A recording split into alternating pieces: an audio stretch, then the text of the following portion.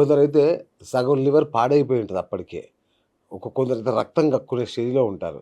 అట్లాంటి వాళ్ళని గూడా మీ మందు కాపాడగలదా? సార్ సగం లివర్ పాడైపోయినా, సిరోసిస్ వచ్చినా, దట్ మీన్ లివర్ గడ్డగట్టినా, లివరు ఎన్లార్జ్ అయినా, పెద్దదైనా, లివర్ అసైటిస్ ఫైనల్ స్టేజ్ వచ్చినా, టోటల్‌గా ఆర్గాన్ ఆగిపోయినా, ఫస్ట్ చేయాల్సింది మందు మాన్పించడమేనండి. ఆ! ఓకే. అది ఏ కండిషన్ అవనివ్వండి. అచ్చా! సో మీరు ఏ ట్రీట్మెంట్ తీసుకోండి ఫర్దర్‌గా, ఆ! ఫస్ట్ అయితే మందు మాన్పించాలి. ఓకే. ఎట్లా మానుతారు? మీరు చెప్తే మానుతారా?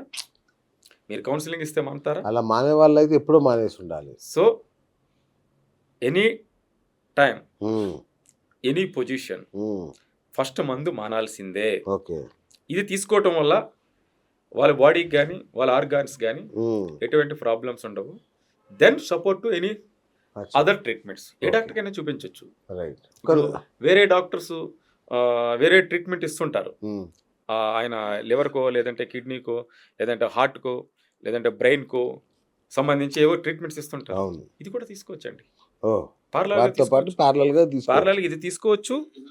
ఆయన త్రాగుతూ, ఆయన త్రాగుతూ ఉంటాడు. ఆ! అదే పారలెల్ ఇది తీసుకోవచ్చు.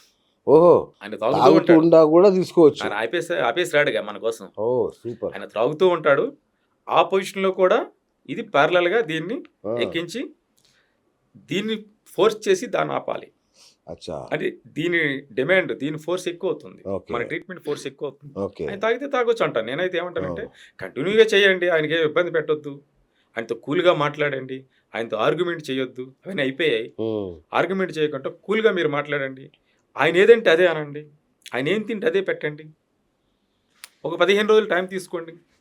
He will be recover. He okay. Will be back okay. 100%. Okay.